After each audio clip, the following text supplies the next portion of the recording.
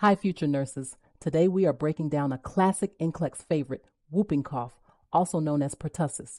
It is a highly contagious bacterial infection that causes severe inflammation in the respiratory tract, leading to those famous coughing fits. The whoop happens after a long coughing fit when the patient tries to take a deep, gasping breath through a narrowed, swollen airway. Your NClEX priority is airway. Monitor for cyanosis during fits and always have suction and oxygen ready at the bedside. Remember, this is droplet precautions. Keep the patient in a private room and ensure the family is up to date on their Tdap vaccinations. Keep focusing on safety and priority and you'll crush the NClEX. Good luck studying.